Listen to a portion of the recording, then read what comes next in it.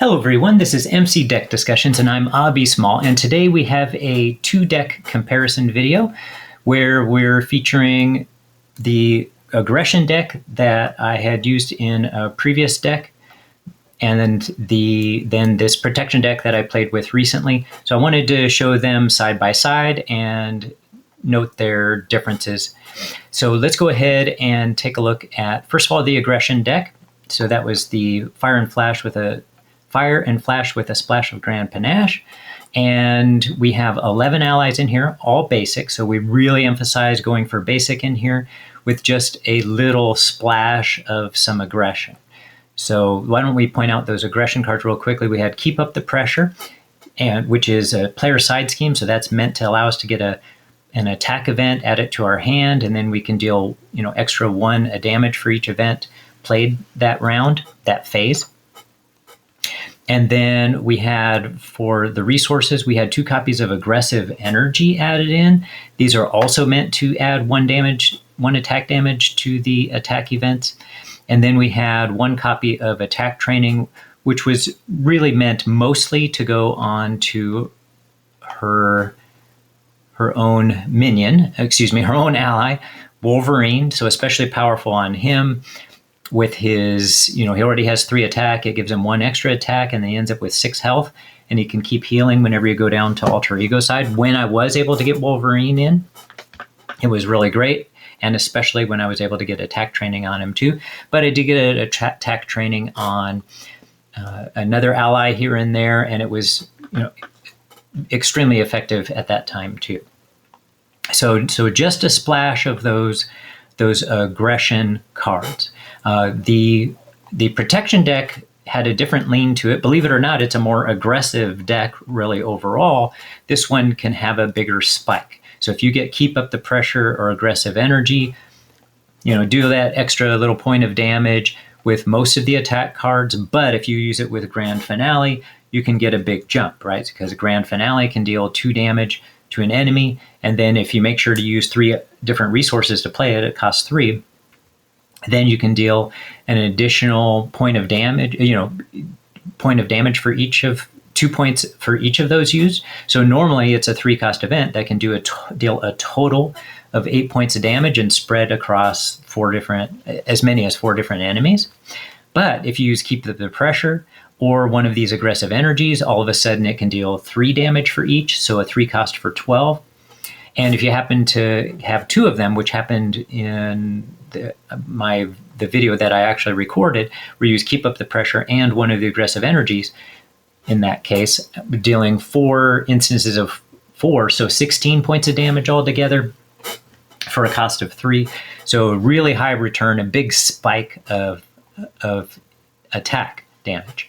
But Jubilee's, this Protection deck, could more consistently deal pretty heavy damage. Now, in both cases, that damage increases significantly once she gets her items in play, right? We have, in particular the damage, we have Jubilee's Sunglasses, right? So after you play an attack event, exhaust Jubilee's Sunglasses, choose an enemy, deal 1 damage to that enemy for each different resource type used to pay for that event. So in her Aggression deck, in particular with Grand Finale, she has that potential to deal 3 extra damage, and with every one of her copies of Multi-Talented. Both decks have 3 copies of Multi-Talented in it. Okay. But when we look at the Protection deck over here, we have, as far as the protection cards, we have Armor in here as well as Polaris. But then we have 3 copies of Hard Knocks and 3 copies of Tackle. So if you look at Hard Knocks, that can deal 4 damage to an enemy.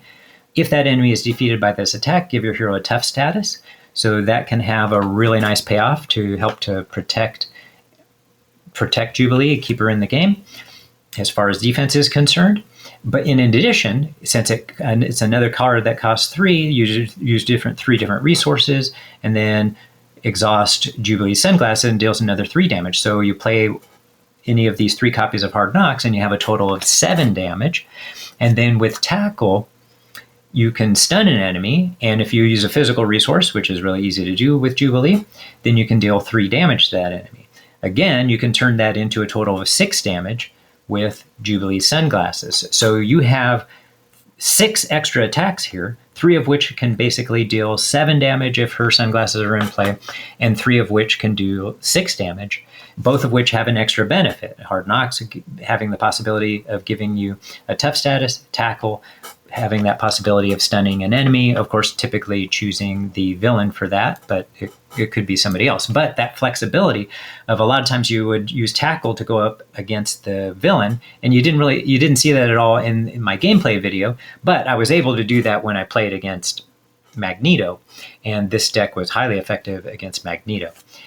So you could do that 3 damage to him, but still then use the sunglasses to do 3 other damage to another enemy that's in play. So that it's 6 damage with a stun. Put 3 of that damage on the villain, but if there's a minion in play, you have a chance to also get rid of a villain. Excuse me, also get rid of a minion. And then for the rest of the cards, we had 2 copies of Power Protection, so that substituted for the 2 copies of Aggressive Energy over here to help play these Hard Knocks and tackle cards, as well as Armor and Polaris. And then we also had 1 copy of Ready for a Fight, which in most games that worked really well. Ready for a Fight would stay in the game. You can only have 1 copy out at a time anyway, and a lot of times it would just be there for insurance. She has her own cards, Flash of Light, that can confuse the enemy. So it's just insurance really for when you go down to that alter ego side, and then Ready for a Fight can help with that.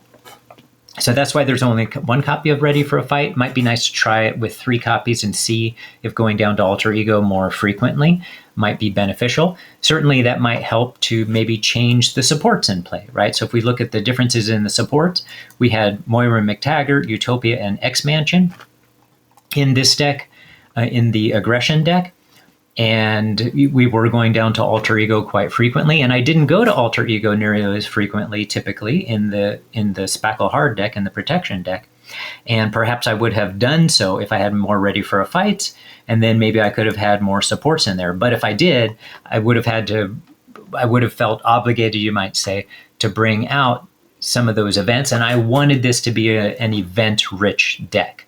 And so that was, to me, the fun of this deck, was having so many attacks available. And that fun was realized in both when I played Expert Claw and also when I played Expert Magneto, both of which have a lot of minions that can come into play, and you have plenty of opportunities to defeat them and get those tough statuses with Hard Knocks, hit the villain with Tackle, stun them. So it was really fun playing against those 2 villains. When I went up against Red Skull, as you saw, the results weren't so good.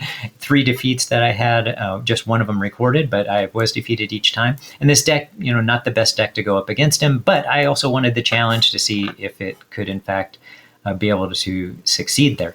But if I were building it more for success against somebody like, and especially with the Protection deck, then it would have been nice to be able to go to alter ego more frequently and have more Ready for a Fights to protect against his schemes, and take away some of the Hard Knocks and or tackles, and perhaps even flesh out the allies some. But of the fun of doing a lot of attacks, and every time a minion would come out into play, defeating them right away, going up against Expert Claw and Magneto, that was really what made the deck fun against them. So I wouldn't have wanted to take away the fun of this deck for those instances. Let's go ahead and look at the other differences. So I can't remember exactly if I mentioned this, but we have 11 allies here and only 8 allies over here. And then for the events, we already mentioned that. Both of them had Face the Past. Both of them had the 3 copies of Multi-Talented. In the player side scheme, we only had Superpower Training in the Protection deck. We did have it as well in the Aggression deck, but it also had, of course, to Keep Up the Pressure. And then I already mentioned the Resources and Support, and then they both had X-Gene in them, and then Ready for a Fight versus Attack Training. So there's the 2 deck comparison there. I did find both decks fun. This one had more control overall when it came to dealing with side schemes, maybe, but maybe not. Like, this deck also probably would have had a lot of trouble against Red Skull too. Probably it would have been I'm guessing would have been better to go to, say, Justice playing against Red Skull. But I did just want that extra challenge, see what would happen. Clearly, not the best villain to face against if I want to win, but definitely a solid challenge going against Red Skull with this deck. Might be fun to try Spackleheart against some other villains as well, who don't have that just constant barrage of side schemes like this. And it would be fun to see what would happen because I think Jubilee is particularly well geared. If she has a Justice deck to go up against somebody like Red Skull, then she could be extremely effective in just handling those side schemes. And I think that might be a fun challenge as well. In any case, hope you enjoyed taking a look at the two decks. And it might be nice if I would be curious if somebody tried this against another villain that they thought would be a really nice one where this would be a really strong deck to go against. In any case, let me know if you happen to try something like this or some variation on it, or if you have a totally different build of one of these that you'd like to share, let me know. All right. Have a good one, everybody, and I'll talk to some of you in the comments, and like and subscribe if you haven't done so yet and you appreciate this type of content. I'll catch you in the next one. Bye, everybody.